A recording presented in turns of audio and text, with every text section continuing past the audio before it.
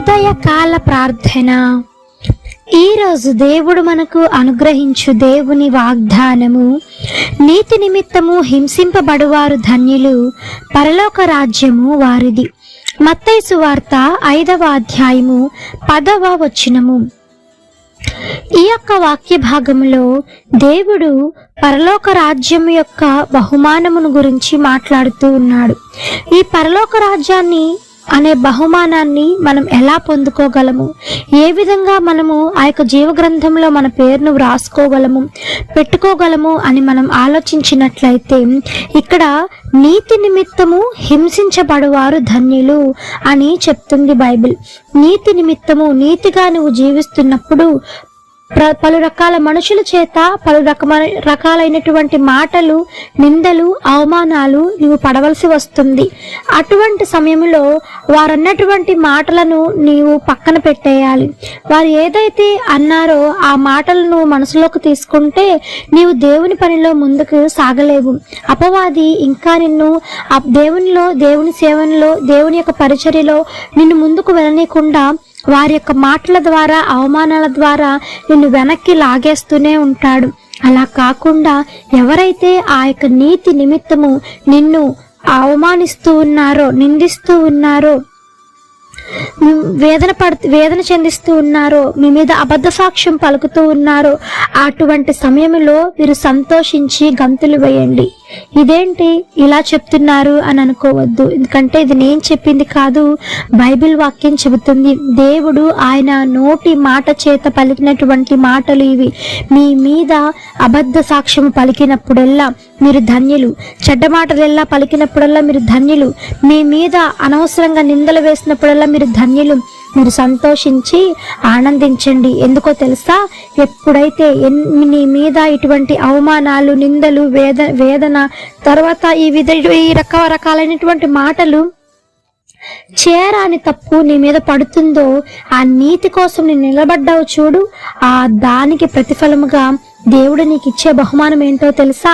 బంగారం కాదు, వెండి కాదు, ఇత్తడి కాదు, కోట్ల ఆస్తి కాదు, కానీ ఒక మంచి ఉద్యోగం కాదు, కానీ ఇది దేవుడు నీకు ఇచ్చే బహుమానం ఏంటి అంటే ఏకంగా పరలోక రాజ్యంలోనే నీకు స్థానాన్ని దేవుడు దయచేస్తాడు. అందును బట్టి నువ్వు సంతోషించు. ఎవరైతే అకారణంగా నీ మీద నిందలు వేస్తున్నారో, నీతి నిమిత్తము నువ్వు నిలబడ్డావు కదా, నువ్వు వెనకడుగు వేయకుండా ముందుకు వెళ్ళు. దేవుని పరిచర్యలో ఇంకా ముందుకు సాగు. దేవుణ్ణే అవమానించింది ఈ లోకం, సిలువ వేసింది ఈ లోకం, ఇంకా నువ్వు నేను ఎంత కనుక మీరు మీ ఎదుటి వారితో ఉన్నటువంటి ఆ మాటలు నీవు హృదయంలోనికి తీసుకోకుండా అది చెవుల వరకే ఆపేసేసి నీవు సంతోషించి గంతులు వేయి. వారు ఎంతగా నిన్ను తిడతారో, ఎంతగా నిన్ను హింసిస్తారో, ఎంతగా నిన్ను వేధిస్తారో అంతకు రెట్టింపైనటువంటి ఆశీర్వాదము పరలోక రాజ్యంలో నువ్వు స్థానాన్ని సంపాదించుకుంటావు. ఆమెన్. ఈ యొక్క వాగ్దానము ప్రతి ఒక్కరి జీవితంలో నెరవేరాలని కోరుకుంటూ అందరం కలిసి ప్రార్థన చేద్దాం. ప్రార్థన.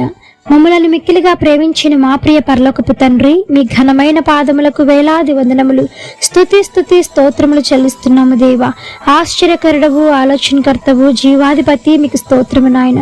పరిశుద్ధుడు పరిశుద్ధుడు పరిశుద్ధుడు అని నిత్యము సకల దూతల చేత కొనియాడబడుచున్న యేసయ్య, మీ బంగారు పాదములకు వెలకట్టలేని వందనములు చెల్లిస్తున్నాము తండ్రి. నాయన, రాత్రంతా మీ కాపుదల కింద భద్రపరిచారు. మరలా ఈ యొక్క ఉదయకాలం లేచి మీ నామాన్ని స్తుతించే భాగ్యం ఇచ్చారు. అందును బట్టి మీకు స్తోత్రము తండ్రి. నాయన, ఈ వాక్యాన్ని ఎత్తిపట్టుకొని ప్రార్థిస్తూ ఉంటుండగా నీతి నిమిత్తము ఎంతమంది ఈ దినమున సేవకులు, నాయన సేవకురాండ్రు, నాయన ఎంతమంది నాయన హింసించబడుతూ ఉన్నారో అట్టి వారందరినీ మీ యొక్క పరలోక రాజ్యంలో వారసులుగా మీరు తీసుకుంటున్నందుకే మీకు స్తోత్రము తండ్రి. నాయన, అటువంటి వారికి తగినటువంటి జ్ఞానం దయచేయండి. నాయన, ఎదుటి వారు చేస్తున్నటువంటి నిందలు, నాయన అవమానాలకు నాయన వారు తీసుకోకుండా, వారు బాధపడకుండా ముందుకు మీ యొక్క పరిచర్యలో ముందుకు సాగులాగున సహాయం చేయండి. అట్టి వారిని నేను వారి చుట్టూ అపవాది కంచె లేకుండా వాటి కంచెను తీసివేసి వారి అందరి చుట్టూ, కృంగిపోతున్న వారందరి చుట్టూ మీ బంగారు కంచెను వేయండి తండ్రి. సహాయం చేయండి. కృంగిపోకుండా, నలిగిపోకుండా మరలా వారు లెగిసి నాయన మీ యొక్క పనిలో ముందుకు సాగులాగున, మీ పరిచర్యను ముందుకు జరిపించలాగున సహాయం చేయమని వేడుకుంటున్నాం తండ్రి. ఆర్థిక సమస్య నుంచి విడుదల కలిగించండి అయ్యా. బలహీనలకు బలం చేకూర్చండి తండ్రి, సహాయం చేయండి నాయన. మరణ పడకలో ఉన్న వారిని లేవనెత్తండి దేవా. నాయన ఎంతమంది ఈ దినమున మరి ఏసయ్య మరి ఆ ఉద్యోగం లేకుండా బాధపడుతూ ఉన్నారు, ఉద్యోగాలు దయచేయండి నాయన. ఎంతమంది వివాహాలు లేకుండా ఉన్నారు, తగినటువంటి భాగస్వామితో మీరు ఐక్యపరచండి, జతపరచమని వేడుకుంటూ నాయన. పెళ్లి రోజులు పుట్టినరోజులు జరుపుకున్న వారికి మీరు ఇచ్చినటువంటి నూతన దయా కిరీటాన్ని బట్టి మీకు వందనములు చెల్లించుకుంటూ ఇక ఉదయకాల ప్రార్థనలో ఎంతమంది ఏకీభవించి ప్రార్థిస్తూ ఉన్నారు, అధికమైన రెట్టింపు మేలులు ఆశీర్వాదాలతో మీరు నింపమని వేడుకుంటూ యేసు నామమున అడిగి వేడుకొని పొంది ఉన్నాము తండ్రి, ఆమేన్. ప్రార్థించండి, విశ్వాసం ఉంచండి, మీరు తప్పకుండా అద్భుతాలు చూస్తారు. దేవుడు మిమ్మల్ని దీవించును గాక. ఆమేన్. God bless you.